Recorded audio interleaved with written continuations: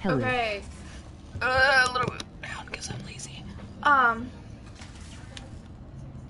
Already? The fuck?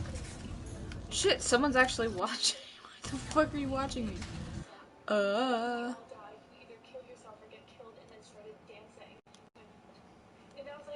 Ratata. Hello. Hello! How are you doing? So, I'm just doing this. I have another game already, but said game is, survival. So,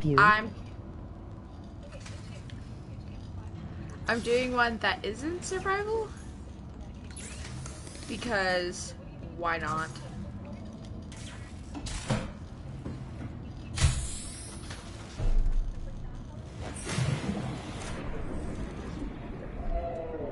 Oh, Jesus. I'm sad. Why are you sad? Cause unknown. You don't remember me. Detected. Oh. Fuck.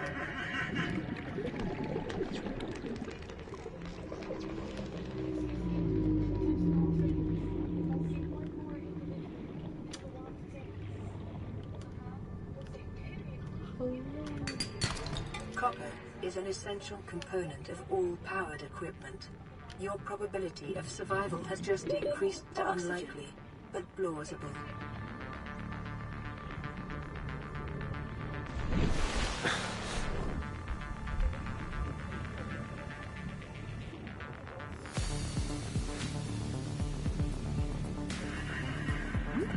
I was on your last stream.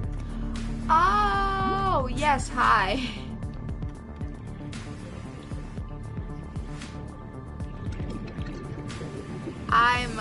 I just started a new game because I realized that there is a freedom setting. And I wish I chose it sooner so that I didn't have to worry about food as much. But I'm kind of regretting it, so I might go back to my other save. I think I will. Yeah.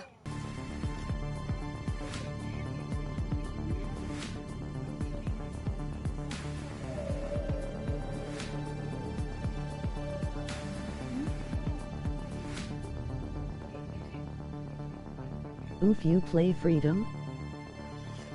I wanted easier, but at the same time, do I really want to start over?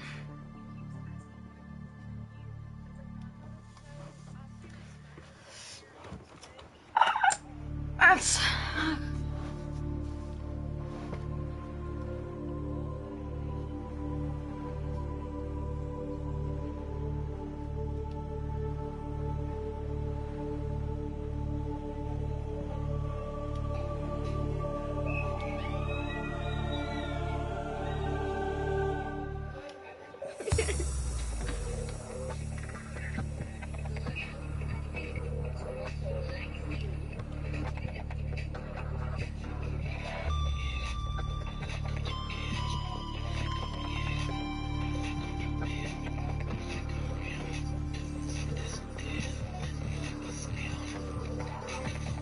You should do this thing when you load in.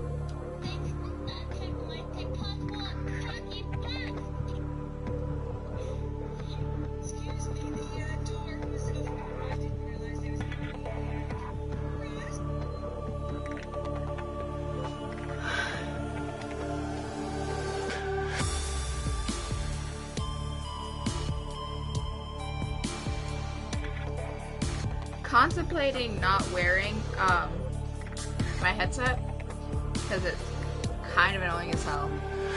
So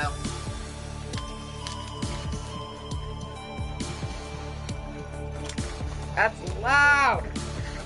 Shit. Turn it down. It's also probably echoing.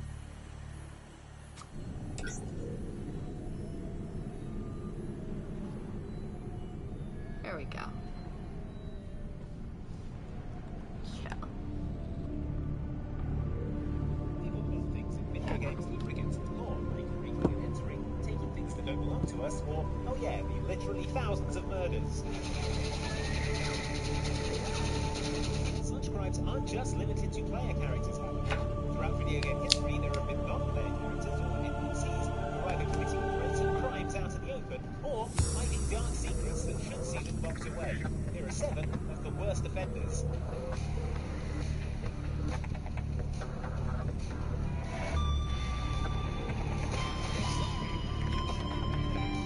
Skateboarding is not a crime is a slogan that gets used a lot in the Tony Hawk's Pro Skater game. While that is true, I'm not sure it applies to the skating in the road and destruction of property that I'm confident with. It sucks that this game takes so long to load.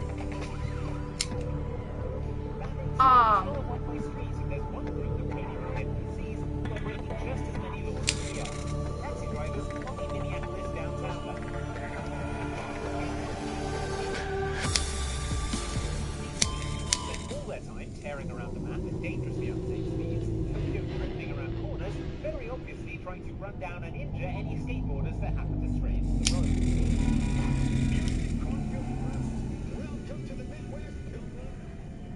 They don't have any passengers and they never go anywhere. They just keep making the same route around the city, which to me says they've come out for this exact purpose, to fatally injure skateboarders.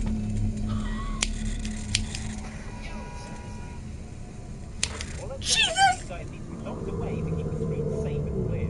For me, to grind every available surface. Thanks. My lighter's broken.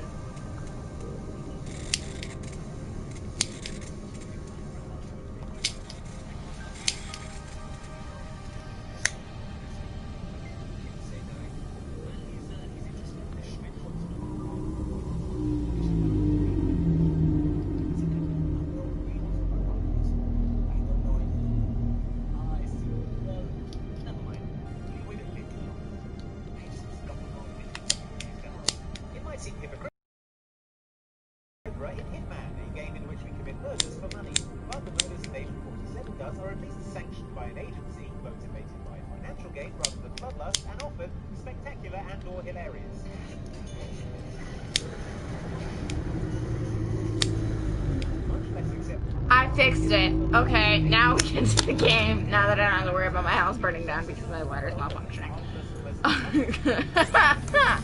That was terrifying. Oh. Right, thank you. If you investigate the basement of Helen's suburban home in Whittlesey Creek, you'll discover more than the muffin ingredients you might be expecting.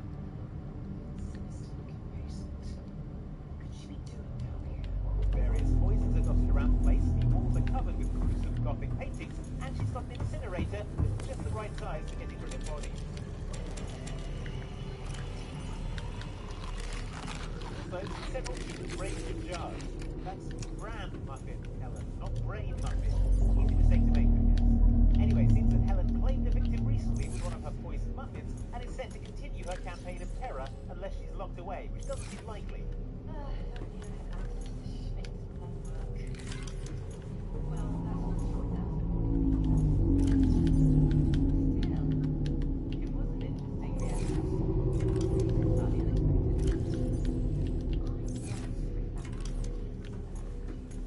Don't expect us to do anything about it. These muffins make terrible melee weapons. Well, look here. Maybe this is our man. You a bounty hunter, mister? Maybe. It depends. But I'm guessing you ain't here to pass the day, turn yourself in, or discuss the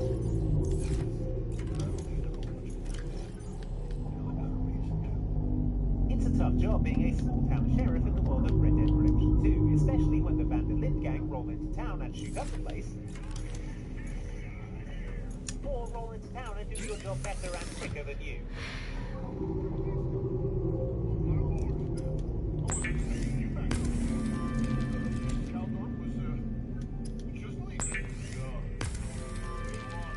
This is Curtis Malloy, Sheriff of Valentine, and that is not his wife, but rather Moira Calthorpe, a married woman. Sorry, I'm back.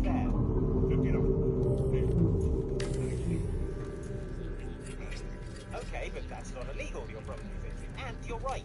What is illegal, however, is what you overhear if you happen to eavesdrop on Malloy's office late at night.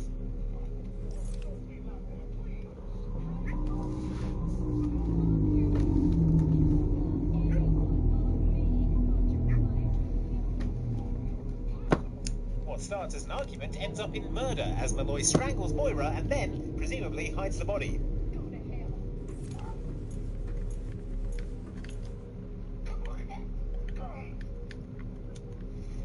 Moira is never mentioned again, and the murder never becomes public knowledge. And yet, if I try and bring Malloy to justice, suddenly I'm the bad guy?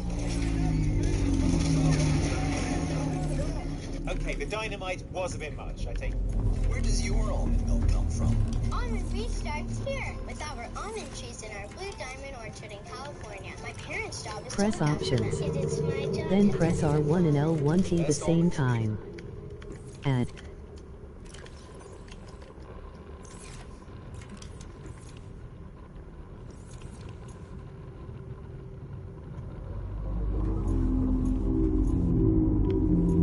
I'm thinking about moving it.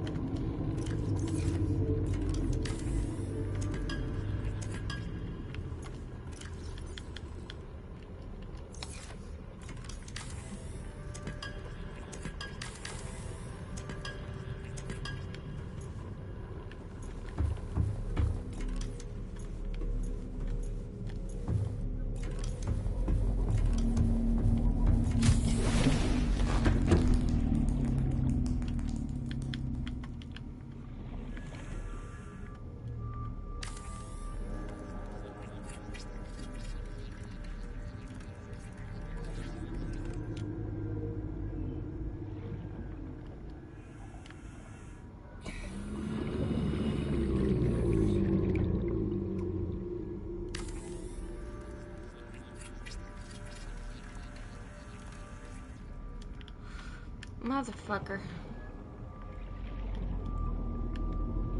Please be titanium. Please be titanium. Damn it! I don't need copper right now.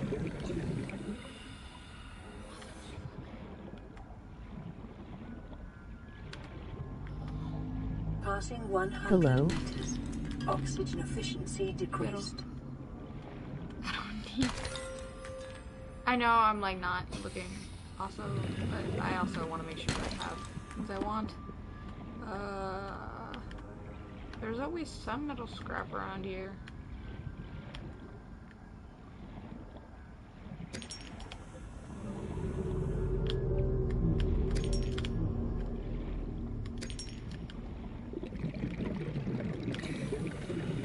That's salt.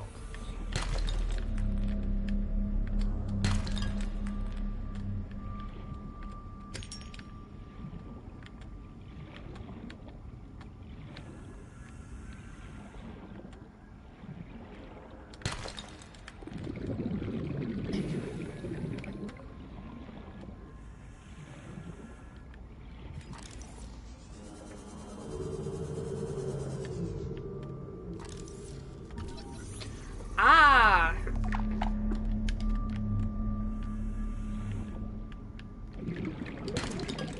Yes.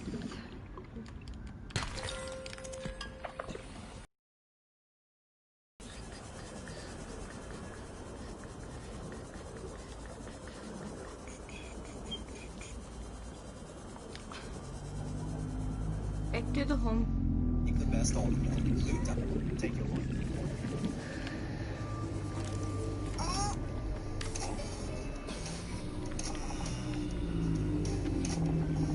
I'm gonna have no power for a hot just a second.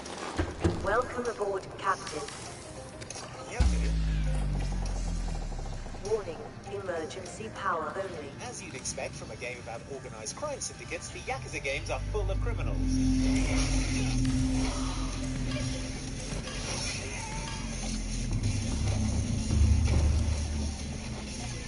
At the start of Yakuza Kiwami, you even spend 10 years in prison for murder, so it's not like crime goes unpunished in this universe, which makes it all the more wild that the character Mr. Libido hasn't been locked up.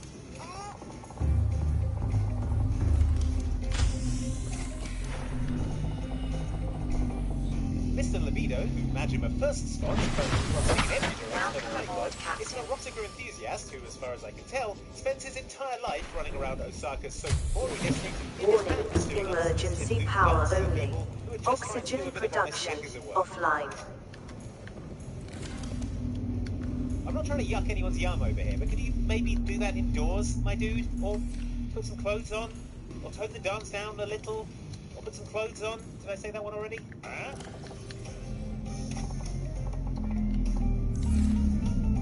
Are you seeing this, the police? This is way worse than that murder I did in the next game. I think we can all agree. Do it, it's cool.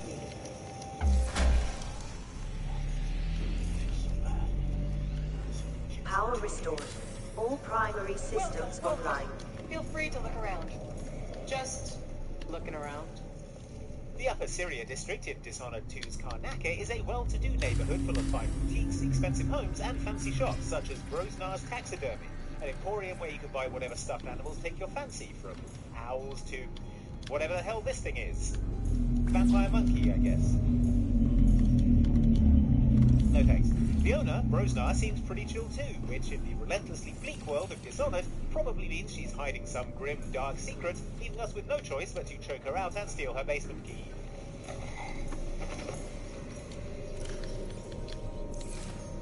Turns out, though, that rather than a terrible act of unprovoked assault, this was actually us uncovering a horrible, unpunished crime, because Brosnar's basement is wild, you guys. Okay. This is sick.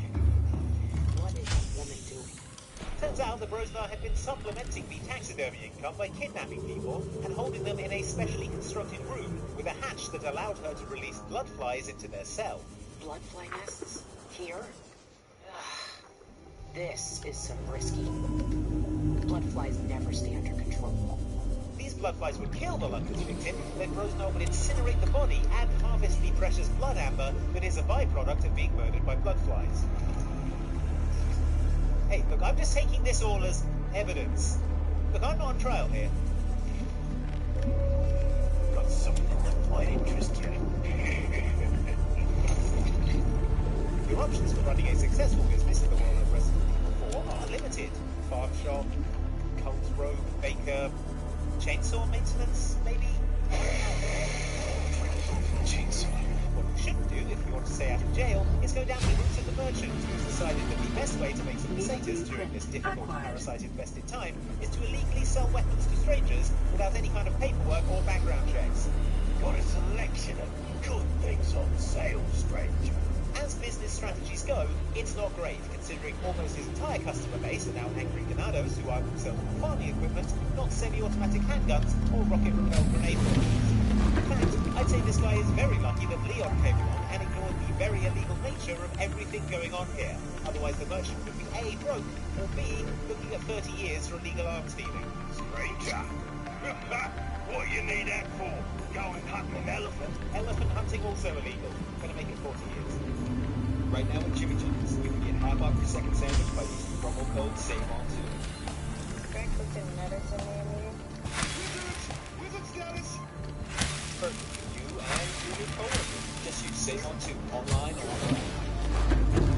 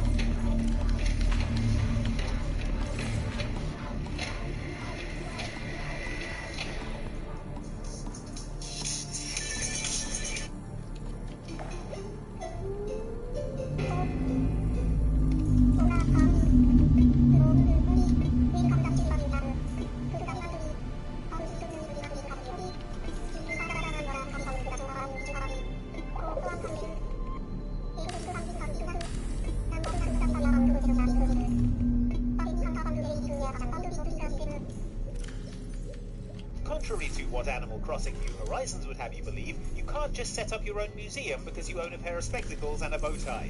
The museums have trustees, governing bodies, and boards to ensure that their collections are properly sourced and catalogued, and that the staff hold themselves to professional standards.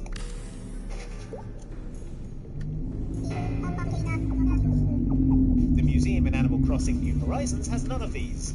It just has Blathers, an owl who, according to an excellent recent article on Eurogamer, is an independently wealthy private collector who's gone totally rogue.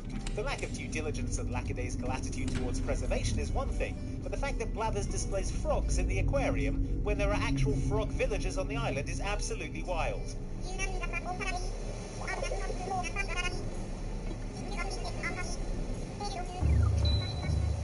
If Diva is allowed to live in a house, then you definitely aren't allowed to keep this one imprisoned in your museum, Blathers. Someone call the police. Oh, that's right. Animal Crossing New Horizons doesn't have a police force, which is presumably why Blathers is also fine with accepting a donation of the actual legitimate The Fighting Temeraire by J.M.W. Turner, something you can only have in your possession if you'd stolen it from the National Gallery.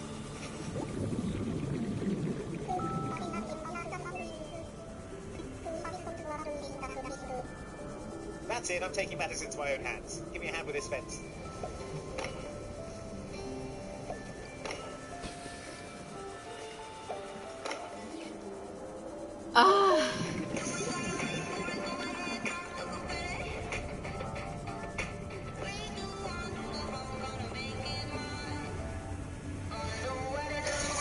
Fluid intake. Most video games are grateful for you playing them because the alternative is no Warning, placement and then you have a emergency battle power situation only. on your hands. Oxygen production offline. Was that Battleborn? No idea. There's literally no way of knowing. Other games, however, are more blasé about it. Will actually get annoyed at you for playing them badly, or, in extreme cases, they will roast you to your face for having the nerve to play them in the first place. Just consider these 7 of our favourite examples of games getting on your case for daring to play them. Enjoy!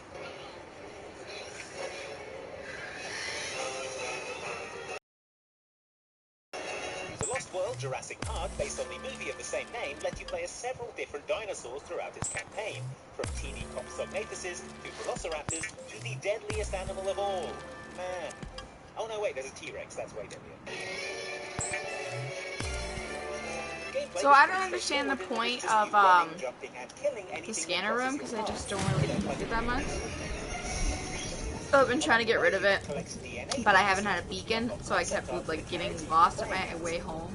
Like I put this base that I knew how to get home because it points me the way towards my house. Roasts you to your face for spending so much time playing The Lost World Jurassic Park. My gosh, you look at 20-foot carnivore right in the eye, and you live to tell about it? Well, you are something.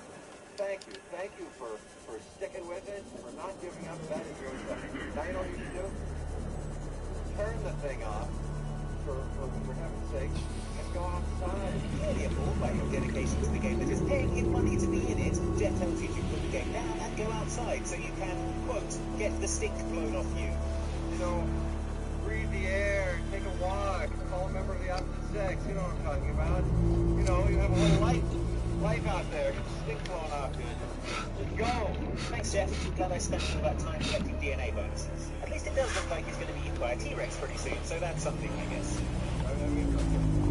Okay. Hello. Okay, I go.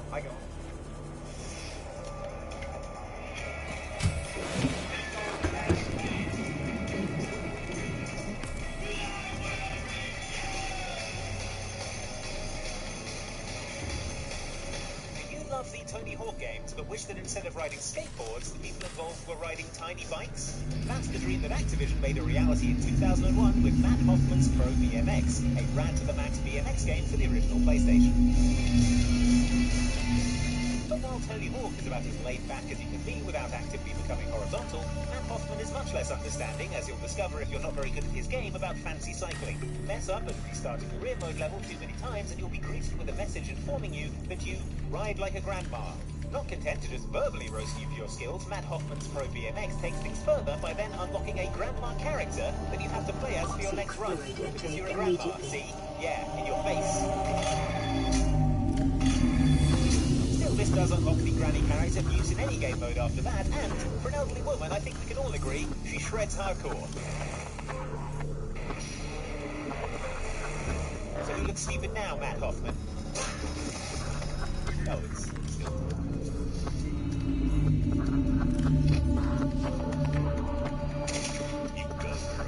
If trying to be edgy and ending up just kind of embarrassing were an Olympic event, Postal 2 would get the gold medal, shattering the previous world record with each successive thing that comes out of the main character's mouth. That's the ticket. Postal 2's targets aren't just limited to good video games and human decency, however. They also include you, or at least they do if you have the audacity to save the game too many times. Didn't you just save? Rather than being a wise move in a game which is so wildly unpredictable and prone to crashing, saving is apparently a bad thing, and a real pet peeve of the Postal dude. Are you saving again? Who will call you out on it if you save a number of times he perceives to be excessive. My grandmother could beat the game if she saved as much as you do. Hey, if she's anything like Matt Hoffman's grandmother, I believe you, Postal dude. Warning, emergency I've power always only. stayed connected to technology and been using it to my advantage. So it's always important to just stay connected. Have your laptop with you, because you never know when inspiration is going to strike.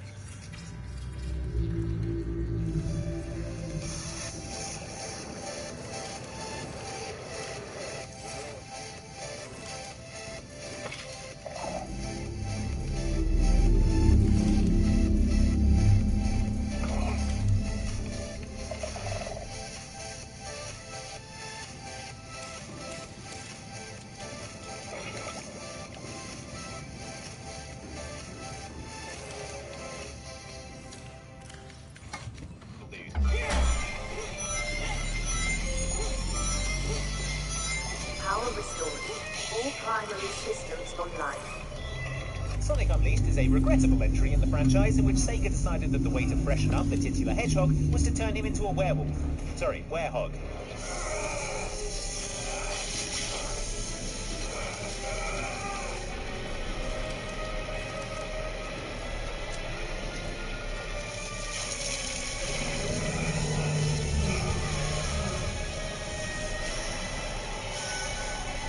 Yeah, I don't know either.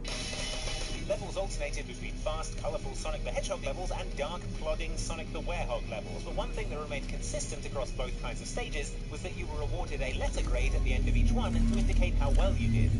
These grades ranged from S to E, and Sonic would react accordingly, whooping and flipping when he got a high grade, and acting all dejected at getting anything below a B. Well, that was lame. If you got the lowest rank though, namely an E, not only was Sonic be mad, the game itself would let you know just how badly you screwed up by changing the usual triumphant fanfare that plays to celebrate finishing the level into a horrible cacophony of tortured brass and sarcastic woodwinds. Vital signs stabilizing.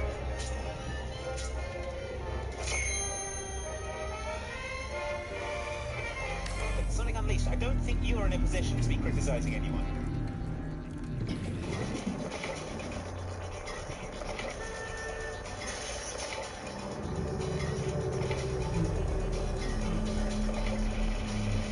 In what can only be the result of Sylvester Stallone not reading his movie contract properly, the 3DO version of Demolition Man features Sylvester Stallone himself, who doesn't say much, but does spend a lot of time silently backwards river dancing.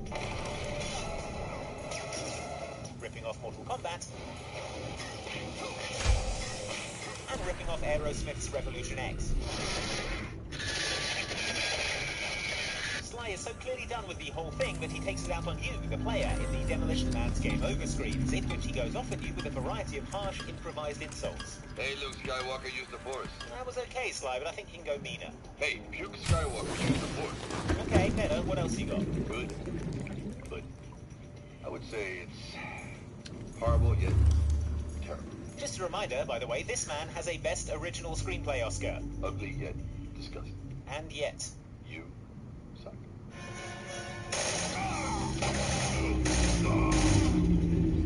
You see the gate, 007.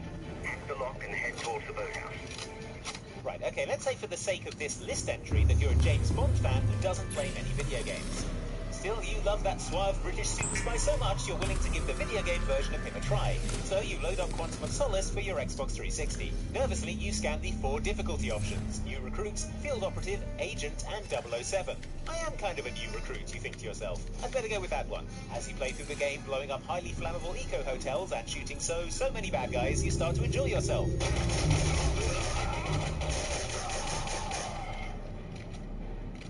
fun, you think. Maybe I like video games after all. Finally, you get to the end. You did it! A feeling of pride washes over you. I wonder if I'll get one of those achievements I've heard so much about, you think to yourself. Then up pops the achievement for finishing the game on New Recruit difficulty. It's called Octopussy because you suck, coward. Boom! Roasted. That'll teach you for trying new things.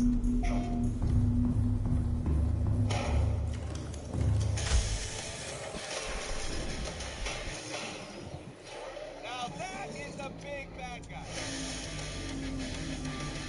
PlayStation. Yeast infection? Get relief 4 times faster with Monistat, the #1 gynecologist recommended brand. Get relief now without a prescription. Get Monistat, get cured, and get back to you. Your role, that is mission, is to infiltrate the structure and disarm the terrorists. My role? Why do you keep saying that? Why not? This is a type of role-playing game. If there's one thing Hideo Kojima loves, it's Mads Mikkelsen. If there's 2 things Hideo Kojima loves, it's Mads Mikkelsen and breaking the fourth wall, as evidenced by the sheer number of meta moments in his video game oeuvre, some of which involve Mads Mikkelsen offering you flowers. Happy birthday. I'll allow it. But these fourth wall breaking incidents weren't always so thoughtful and fragrant. Back in Metal Gear Solid 2 Sons of Liberty, Kojima used a fourth wall break to insinuate that maybe you're playing video games too much and your time might be better spent elsewhere. I mean, presumably it was Kojima behind it. Could be Jeff Goldblum did some uncredited writing for the game. Get the stick blown off here. Just go. Swear to God, Jeff. This unnecessary player roasting comes during one of Colonel Campbell's malfunctioning freakouts, where the AI version of Snake's old commander starts spouting bizarre phrases and odd non sequiturs. Right. Turn the game console off right now. What did you say? The mission is a failure. Cut the power right now. What's wrong with you? Don't worry. It's a game. It's a game just like usual. And one of these phrases is definitely a not-so-subtle dig at people playing the game. Honestly, though, you have played the game for a long time. Don't you have anything else to do with your time? Haven't you got anything better to do than roast people who are just trying to enjoy your video game, Metal Gear Solid 2? I hear it's amazing when the famous purple stuffed worm in Flapjaw's face with the tuning fork does a raw blink on Harry Carey Rock. I need scissors. 61. Okay, that's enough Metal Gear Solid for today. I was a North American ball wetworm in my past life. Those were the good old days.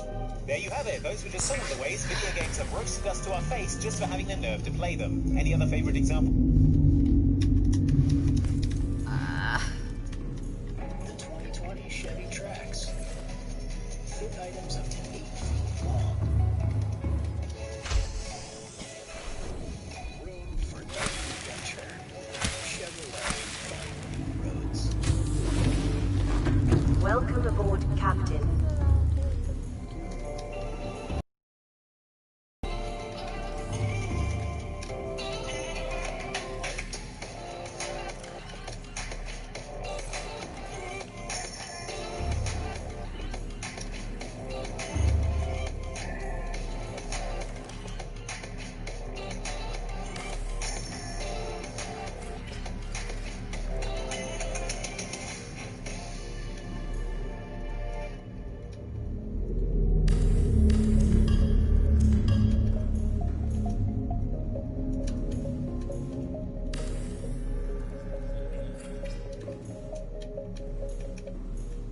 By the end of most video games, you've unlocked enough powers, weapons, and skill upgrades to technically qualify as a doomsday device. This leaves sequels starring the same character in a bit of a pickle. They want to make the game challenging, but you're so overpowered, that's going to be tricky, unless every enemy you encounter is a battleship made entirely out of guns. Some games tough it out and let you keep your powers and equipment from the previous game. Others, however, come up with some flimsy excuse as to why your character, who was an unkillable badass at the end of the last game, suddenly sucks. Here are 7 times video games did just that. Enjoy. Calmate. The pain will end soon. Where have you brought me? Nowhere, Messere. My man left you here. Did he say anything? Only this. You are to meet Messer Machiavelli in front of the mausoleo di Augusto. Let me help you get dressed. Chances are you're familiar with the protagonist of Assassin's Creed 2. My name is Desmond Miles, and this is my story. Okay, Desmond, whatever you say. Anyway, the actual protagonist of Assassin's Creed 2, Ezio Auditore de Firenze, finishes the game a lot stronger and better equipped than he was at the start, although that isn't hard considering that at the start he is a literal baby.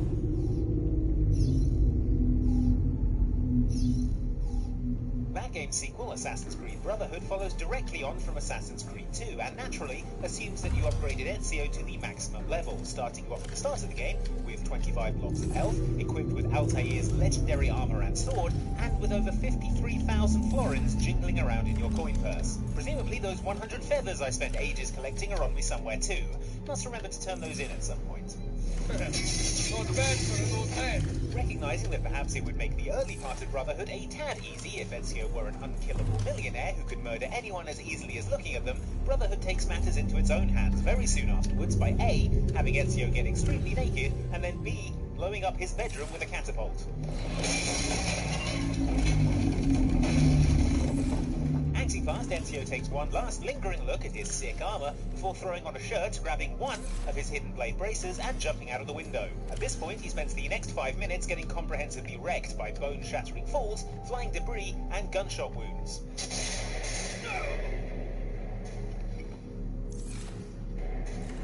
As a result, when you're finally back on your feet and ready to get back into the game proper, you're broke, you've lost almost all your fancy weapons, you're in your basic armor, and, thanks to the lingering effects of your earlier injuries, you're back down to just 5 blocks of health and getting sassed by old-timey plague doctors.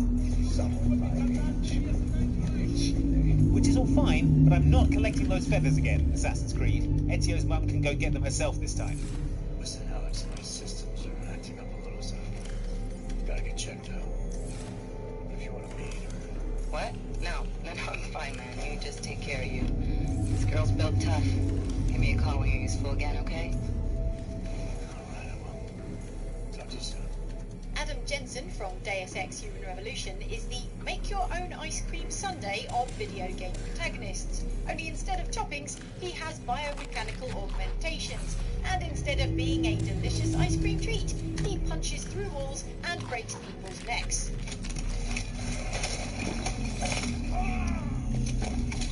The point I'm trying to make, while I get distracted by ice cream, is that by the end of Deus Ex Human Revolution, your Adam Jensen would be very particular to you, augmented to suit your playing style, whether that be crouching silently in a vent for hours on end, or sprinting into every room and firing bombs out of your spine.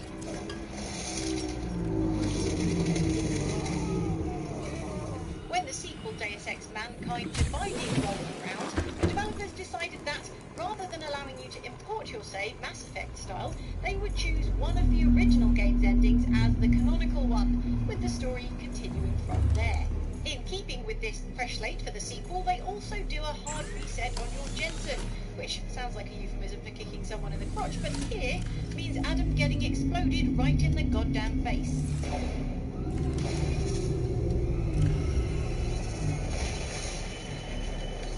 Being a double hard robot bastard, Adam isn't too shaken up by this, but it sends his augmentations haywire, deactivating a bunch of the most useful stuff you acquired in the first game, along apparently with Adam's ability to put on a shirt, even on important business video calls. When the world transforms itself the way ours has, people need to adapt or get left behind.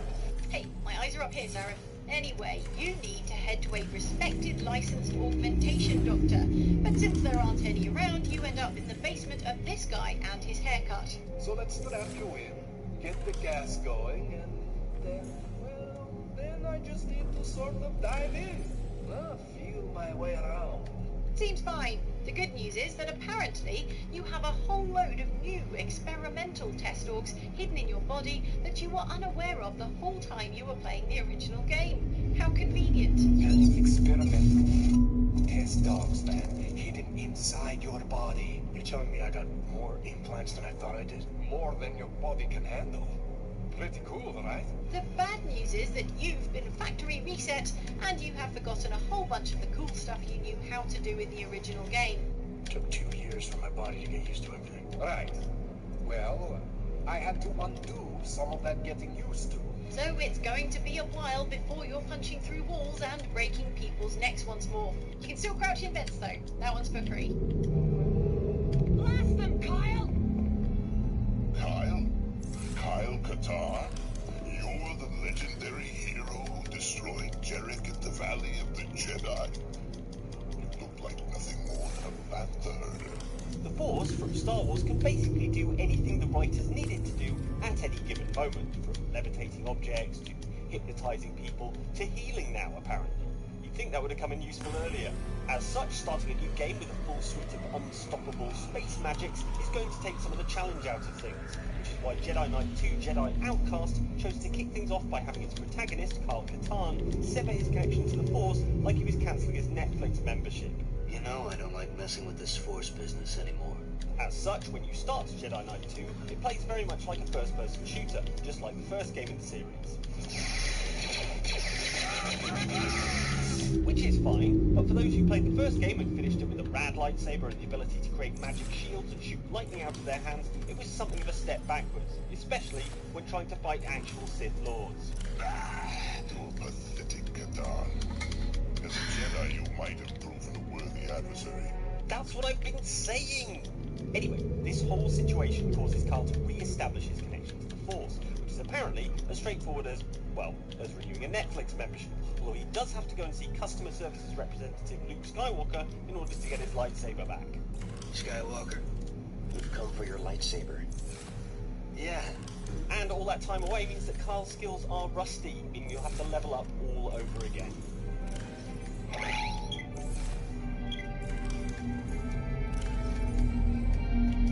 Still, at least the Jedi are fine with retraining me so that I can use the Force while driven by grief and anger into a revenge mission.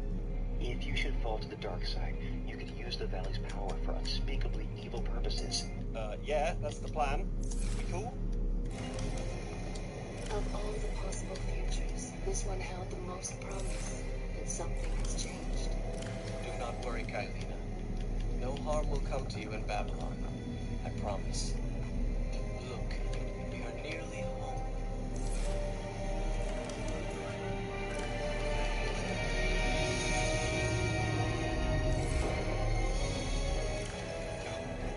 If you play it properly, by the end of Prince of Persia, Warrior Within, the titular prince will be wielding the water and light swords, magical blades that will make short work of any enemy, even terrifying time minotaurs. Could this be? This sword, it seems to protect me from the Dahaka. He also has something called the Medallion of Time, which gives you incredible time powers, which you'd think you'd want to hang on to on account of how it makes you unbelievably powerful, all but immortal, and is the perfect accessory to dress up any adventuring outfit. Not the prince, though, who decides at the start of the sequel, Prince of Persia, The Two Thrones, that the Medallion of Time is bad, actually, and chucks it into the sea, like that old lady in Titanic, but with more upper body strength. And doomed us all. Alright, Prince, whatever you say. You just better hope nothing bad happens from here on out.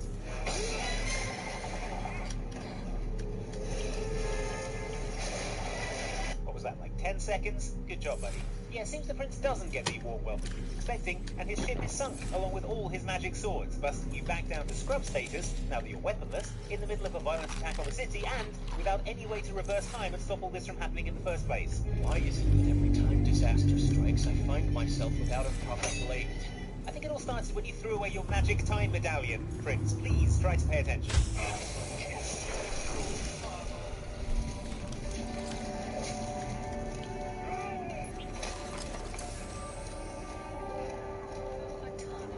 Passing 100 meters. Oxygen efficiency decreased. Welcome aboard, Captain. I'll lock him in the Empress's chamber and I'll bring him to Cauldron's prison until his trial. In Dishonored, you play as Corvo Atano, a royal bodyguard who is given incredible powers by supernatural being and indie heartthrob, the Outsider. There exists in the world and beyond great forces that we call magic. And now, these forces will save you. As you progress through Dishonored, you collect runes which you can use to upgrade your various Outsider powers. And by the end of that game, you can expect Corvo to have full command of a wide array of amazing abilities, from teleporting, to stopping time, to summoning swarms of ravenous rodents.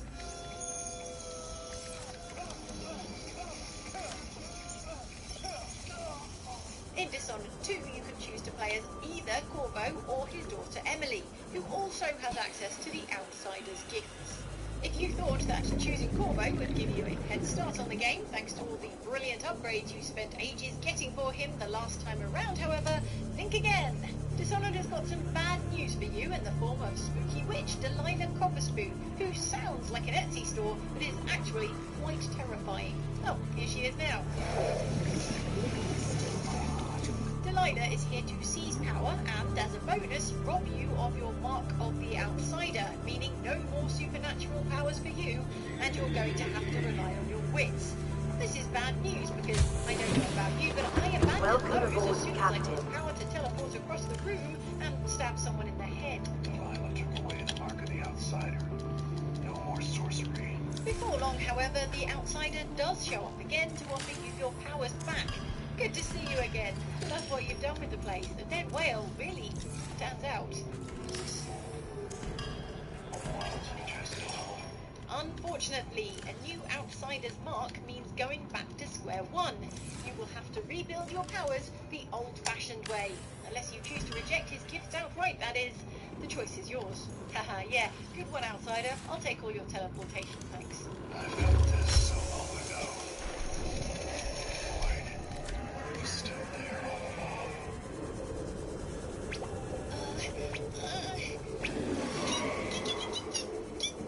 Hey, Data, you're kinda in the way, you know? Hey, I just thought maybe I could help you with that. Yeah, well, thanks, but could you sit still? Oh!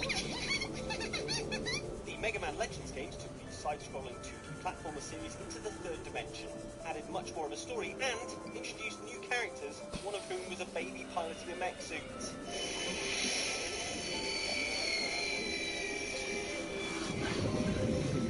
With the sequel, Mega Man Legends 2, continuing the story from where the first game left off, you might expect Mega Man Volnut to start the game with everything he had last time.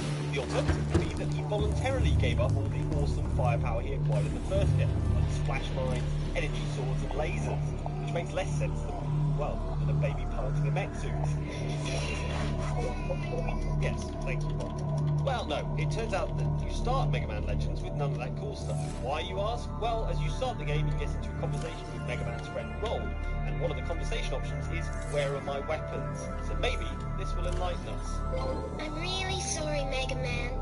I needed to upgrade the flutter. I'm afraid I sold all your equipment. Please forgive me. Roll sold them all, without asking. Apparently, Mega Man is fine with that, because that's the end of the conversation. But at least she does give us something in return. A fire extinguisher, to put out the fire started in the ship's kitchen by her monkey.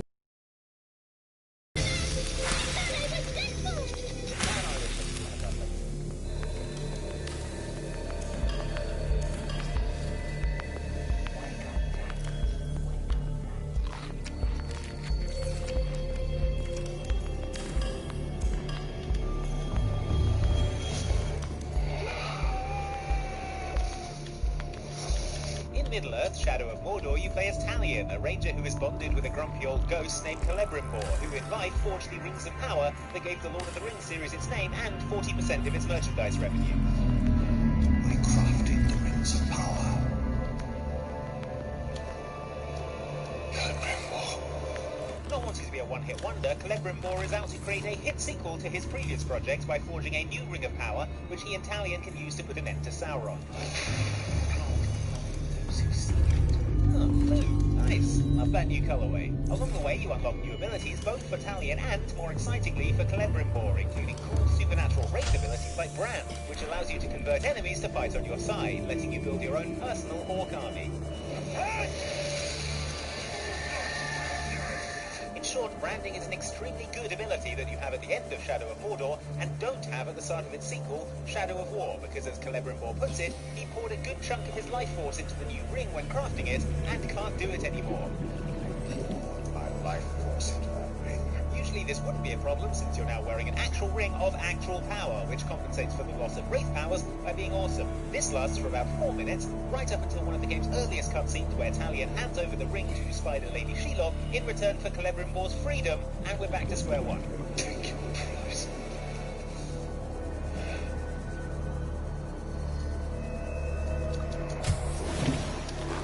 But don't I get a say in this? Because if the options are keep the ring of unimaginable power or hang around with an old jerk elf ghost. I know which one I'm picking.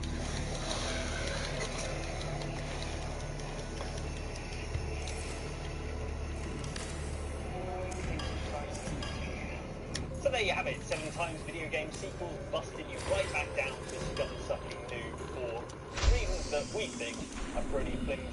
If you'd like to see more from us, we have a video on screen right now from us, and also one from our Mostly just gonna be moving stuff, so I'm probably gonna leave again and show everyone every time kind of what I do. Like and subscribe and hit that bell icon to be notified. And this is where I am now.